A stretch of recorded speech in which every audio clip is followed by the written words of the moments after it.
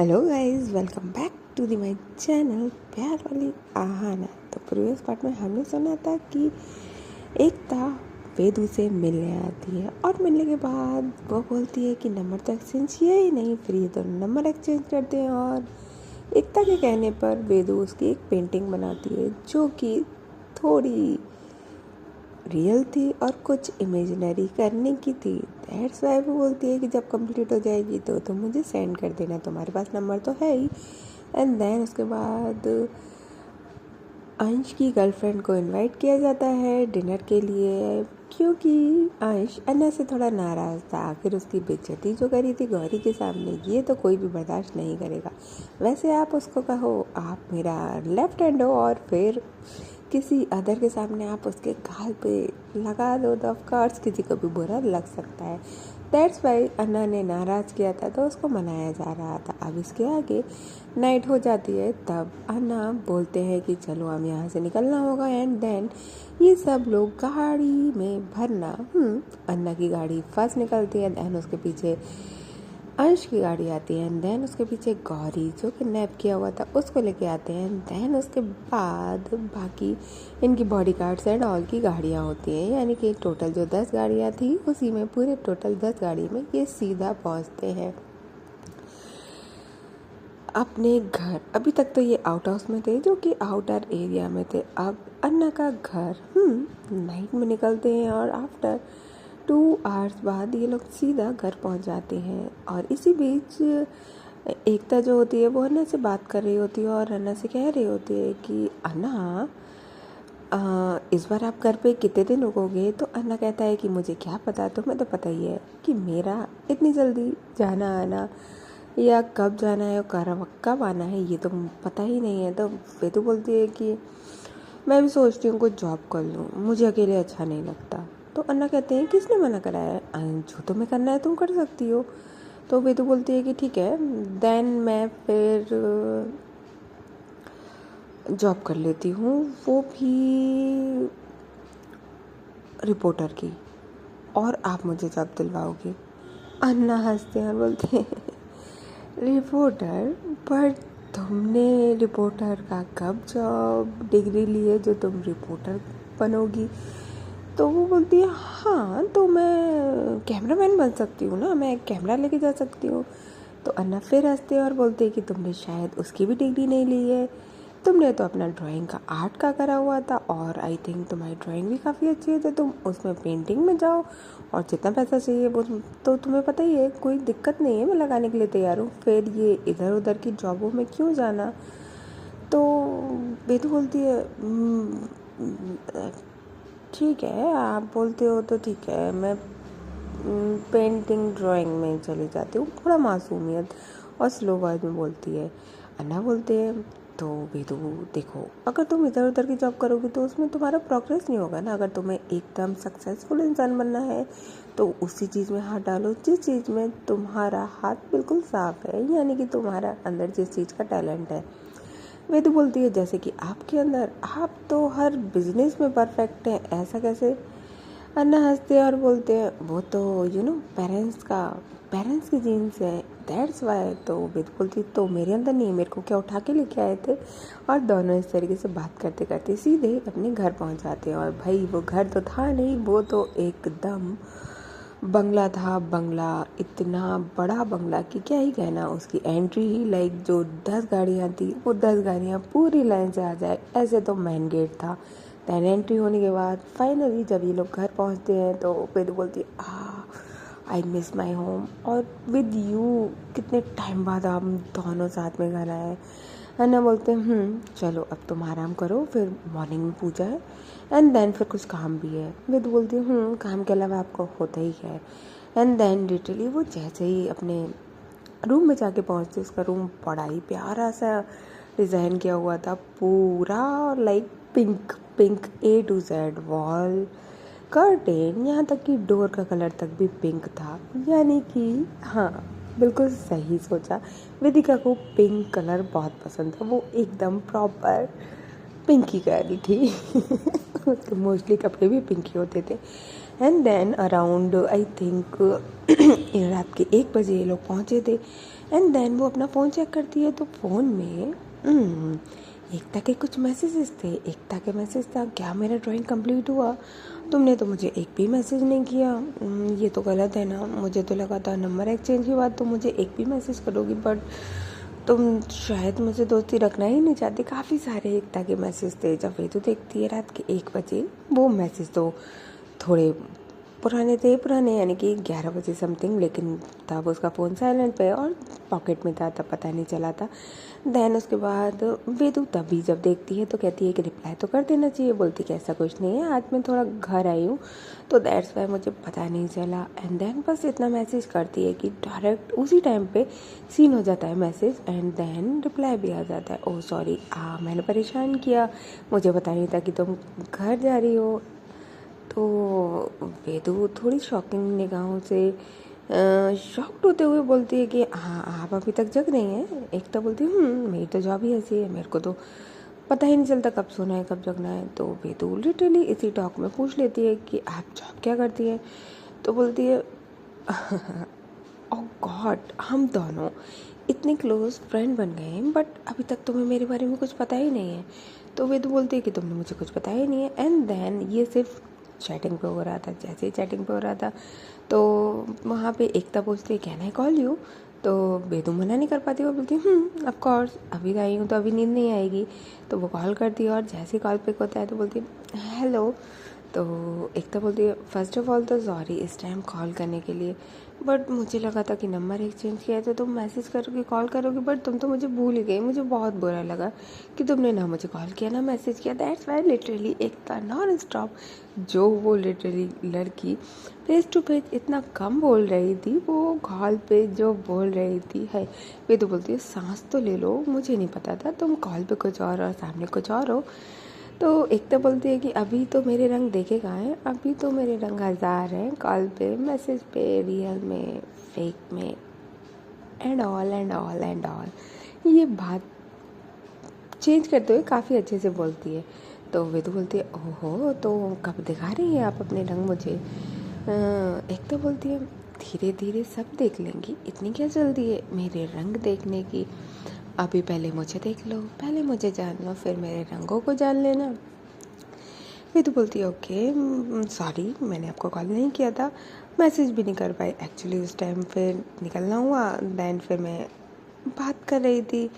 तो एकता पूछती है किससे बात कर रही थी? तो बोलती है यहाँ पे वेदू जो है वो बात को टालते हुए अन्ना का नाम नहीं लेती और बोलती है कि किसी से नहीं। तो एकता लिटरली ये लोग बात करना शुरू करते हैं और पूछती है कि मेरी ड्राइंग कंप्लीट हुई? तो वेदू बोलती है इतनी जल्दी कैसे कंप्लीट हो जाएगी? लिटरली ये लोग ऐसे ही इधर उधर अपनी कुछ इधर की कुछ उधर की बातें, लिटरली इन लोगों को 2-3 हुए तो मिले हुआ और इन लोगों को कब 3 घंटे हो जाते हैं इन्हें पता भी नहीं चलता। कब 4 बज जाते हैं पता ही नहीं चलता, एंड 4 के बाद कब 5 बज जाते हैं ये भी पता नहीं चलता। कभी कभी कहते हैं ना कि किसी से इतना प्यारा बॉन्ड बन जाता है कि टॉक करते करते टाइम का पता ही नहीं चलता।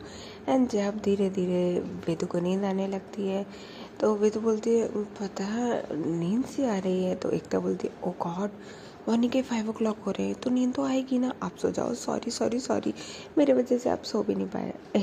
वेदू मुस्कुराती है और बोलती है ये बचपना तो आई थिंक मेरे अंदर था, ये आपके अंदर ट्रांसफ़र कैसे हो गया? तो एकता बोलती है कि नहीं, मेरे अंदर मैच्योरिटी भी है और बचपना भी है, आप जब मेरे साथ रहोगे तो पता चल जाएगी मेरे अंदर क्या क्या है। एंड बोलती है कि चलो अब गुड नाइट, आप सो जाओ, मैं भी थोड़ा आराम कर लूँ, फिर मुझे जॉब पे जाना है। एंड देन वो कॉल रख देती है। अब यहाँ पे कॉल रख दिया जाता है, ठीक है, बट इसी बीच इस कॉल पे एक्चुअली एकता ने वेदू को आज इनवाइट किया हुआ था इवनिंग में एक पार्टी के लिए।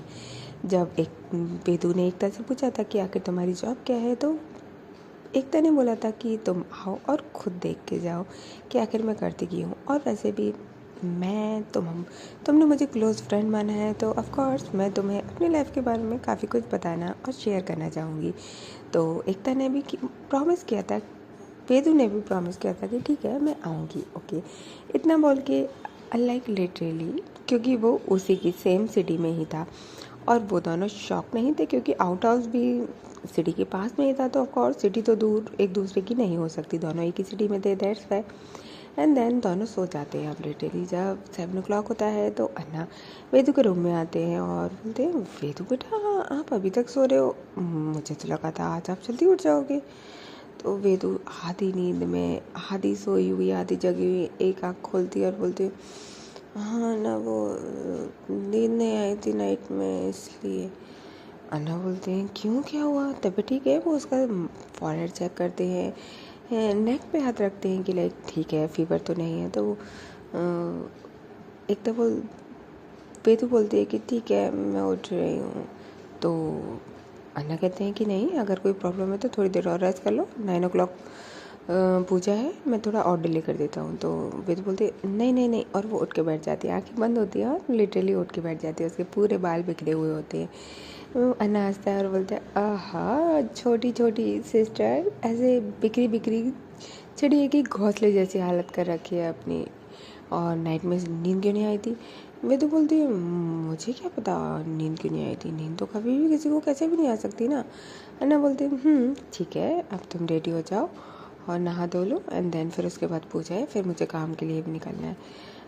वेदू बोलती है ओके, एंड देन वो उसके चिक पे एक किस करती है और बोलती है गुड मॉर्निंग। तो अन्ना बोलती है, पूरा उठने के बाद गुड मॉर्निंग होती है या उठते ही गुड मॉर्निंग होती है? वेदू बोलती है, आप पास में हो ना तो फिर क्या गुड मॉर्निंग, आपका होना ही मेरे लिए काफ़ी है।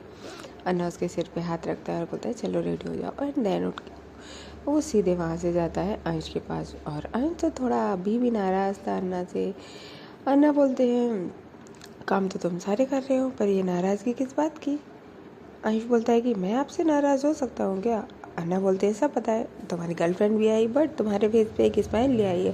तुम्हारी बेचारी गर्लफ्रेंड भी मुझे कोस रही होगी कि अन्ना ने बुला तो लिया बट अंश तुमने तो उससे अच्छे से बात भी नहीं करी। अंश बोलता है ऐसा कुछ नहीं है, मैं उससे ब्रेकअप ही करने वाला था, आपने उसको बेकार में ही बुलाया है, मुझे वो पसंद नहीं। तो अन्ना बोलते हैं ये क्या बात होती है, अब वो पसंद नहीं? तुम्हारी गर्लफ्रेंड है, तुम 3 साल से रिलेशनशिप में हो और ऐसे किसी को कैसे छोड़ सकते हो? तो अंश बोलता है मैं बोर हो जाता हूँ, आपको पता है, एंड देन फिर मुझे नहीं पता। तो अंश बोलते हैं बट मुझे तो लगा था तुम इसके लिए सीरियस हो, क्योंकि तुमने इसके लिए तो हर चीज़ एक्सेप्ट करी हुई है। तो अंश बोलता है उस टाइम पे अच्छा लगा था इसलिए कर लिया, अब नहीं करना। अन्ना कन्फ्यूजिंग निगाहों से अंश को देखता है और बोलता है okay that's your life your choice, but मैं एडवाइस देना चाहूँगा कि एक के साथ रहो और हमेशा खुश रहो।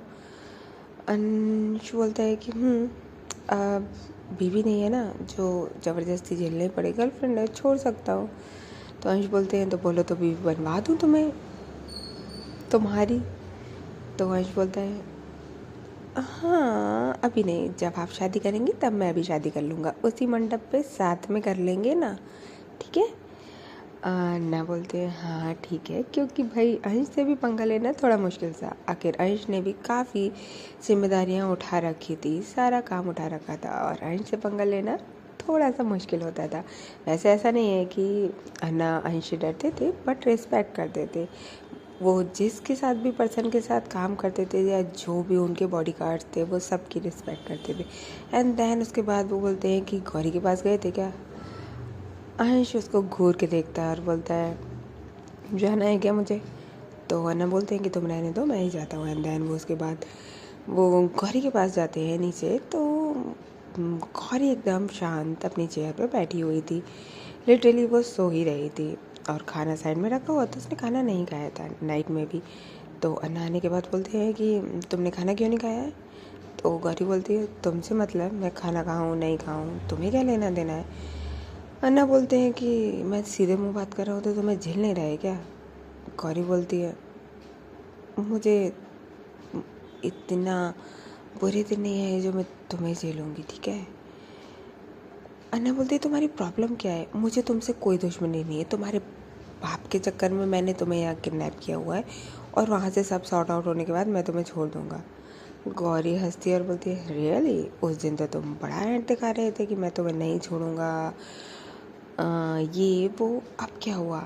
एक थप्पड़ में सीधे हो गए क्या? भाई जैसे ही गौरी ये बोलती है, अंश की आंखों में जो गुस्सा आता है, और उसका हाथ सीधे ही उठने वाला था कि वो कंट्रोल करता है और बोलता है, उसकी दोनों चेयर की जो हैंड रखने की जगह होती है यानी कि हैंड स्टैंड, वहाँ पे दोनों चेयर के दोनों साइड अपना हाथ रखता है और बोलता है डोंट क्रॉस योर लिमिट। अगर मैंने तुम्हें इतना स्पेस दिया है ना, जस्ट बिकॉज तुम एक लड़की हो और मैं लड़कियों की बहुत रिस्पेक्ट करता हूँ, अदरवाइज़ मैं तुम्हें बता देता कि आखिर मैं चीज़ क्या हूँ। एंड देन इतना बोलते हैं तो गौरी बोलती है मैं तो डर गई अन्ना, मैं तो डर गई। लिटरली वो अन्ना का वहाँ पे मजाक उड़ाती है। जैसे ही अन्ना का मजाक उड़ाती है, अन्ना को बहुत तेज गुस्सा आता है और वो अपना हाथ उसी चेयर के हैंड पे मारता है और वो चेयर आधी टूट जाती है और गौरी उस पे से खड़ी हो जाती है। और जैसे ही खड़ी होती है, अन्ना बोलता है मेरे सब्र का इम्तहान मत लेना, अगर मैं बरसा ना तो बहुत बुरा बरसूंगा, तुम्हारा वो हुस्न करूँगा हाल तुम्हारे हुस्न का कि जो तुम देख भी नहीं पाओगी। गौरी बोलती है तुम और तुम्हारे आदमी कर भी कह सकते हैं, एक नंबर के बेकार, बेढंगे, कमीने और ना जाने क्या क्या। मैं तो अपने मुंह से वो वर्ड भी नहीं निकाल सकती जो तुम लोग हो। वो काफ़ी गुस्से में अन्ना को बोलती है। अन्ना बोलता है तुम मेरे और मेरे आदमियों के बारे में जानती क्या हो जो इतना बढ़ करती हो, और तुम्हें मुझसे प्रॉब्लम क्या है। गौरी बोलती है तुम्हें मुझसे क्या प्रॉब्लम है, जब मेरे बाप से तुम्हारी दुश्मनी थी तो उस तक रखते ना, मुझ तक क्यों आए, एक लड़की का सहारा ले रहे हो तुम। अन्ना बोलते तुम्हारे बाप को उठवाता तो महाराष्ट्र बंद हो जाता पूरा, दैट्स वाई मैंने सोचा तुम्हें उठवाया जाए, अदरवाइज मुझे तुम में कोई भी रद्दी भर की भी दिलचस्पी नहीं है। गौरी को ये बात बहुत बुरी लग जाती है। आखिर वो एक लड़की है, हॉट है, यंग है और उसमें किसी को दिलचस्पी नहीं है। ये सुन के थोड़ा तो बुरा लग ही जाता है। गौरी बोलती है कि how dare you, what do you mean, मुझ में दिलचस्पी नहीं है, तुम्हें मुझ में ही दिलचस्पी होगी, दैट्स वाई तुमने मुझे उठवाया है, किडनैप किया है, अदरवाइज तुम चाहते तो किसी और को भी कर सकते थे। अन्ना बोलते हैं तुम्हारा दिमाग पैदल है, ठीक है, लड़कियों का दिमाग वैसे भी पैदल ही होता है। गौरी बोलती है डोंट डोंट, ये लड़की लड़की क्या लगा रखा है, ये लड़की लड़की लगा क्या रखा है। वो उसके काफ़ी क्लोज आके अपने फिंगर उठाते हुए लिटरली उसके एकदम फेस के आगे रख देती है। अन्ना देखता है, उनकी आंखों से निगाहों से निगाहें मिलती है। 2 मिनट तक दोनों एक दूसरे से कुछ नहीं बोलते। दोनों के ही आंखों में काफ़ी गुस्सा भरा हुआ था, एक दूसरे से नफ़रत भरी हुई थी। वो फिर भी एक दूसरे को बर्दाश्त कर रहे थे। अन्ना बोलता है ये जो उंगली दिखा रही हो ना, मैं चाहूँ तो 2 मिनट में तोड़ सकता हूँ, बट ठीक है, एटीट्यूड तो होगा ही ना तुम्हें, आखिर तुम मिनिस्टर की जो बेटी हो। गौरी बोलती है मैं मिनिस्टर की बेटी होती चाहे एक आम आदमी की बेटी होती, पर तुम जैसे एक गुंडे ममाली के लिए सीरियसली। अन्ना को फिर गुस्सा आता है और अन्ना बोलता है क्या लगा रखा है ये, मेरे बारे में जानती क्या हो, I am successful businessman, okay. Gauri बोलती है कैसे पैसे कमाया सब पता है। अन्ना बोलते है तो मेरे बारे में कुछ नहीं जानती, शायद तुमने जितना पढ़ा है मेरे बारे में, सर्च करा है, सब कुछ गलत है। अगर सही इन्फॉर्मेशन चाहिए तो मुझसे बोलो, मैं भिजवा दूँगा। गौरी बोलती है तुम मुझे इन्फॉर्मेशन भिजवाओगे, तुम्हें क्या पता कि मैं क्या हूँ। मैं ऑलरेडी एक टीवी न्यूज़ रिपोर्टर हूँ, शायद तुम्हें पता हो तो। अन्ना कहते हैं कि ऑफ कोर्स मैंने तुम्हें किडनैप किया है तो मुझे पता है कि तुम कौन हो और कौन नहीं हो। तो गौरी बोलती है तभी तुमने मुझे किडनैप किया है, पता है ना कि सनसनी केस जो बन जाएगा। आखिर इतनी पॉपुलर और मिनिस्टर की बेटी हो के तुमने किडनैप जो कर लिया। अन्ना बोलते हैं but for your kind information, तुम्हारी न्यूज़ में इतनी हिम्मत नहीं है कि वो ये बात निकाल के रख सके कि तुम्हें जो किडनैप किया है वो मैंने किया है, तुम देखना चाहोगी। वो अपना फ़ोन निकालता है, उसमें न्यूज़ निकालता है, उसकी जिस चैनल पे वो रिपोर्टिंग करती थी उसी चैनल पे निकालता है। और उस चैनल पे इस बात का कहीं भी जिक्र नहीं था, सिर्फ ये था कि मिनिस्टर की बेटी अफवाह हुई है, लेकिन वहाँ उसका कोई जिक्र नहीं था कि वो उनकी भी रिपोर्टर थी।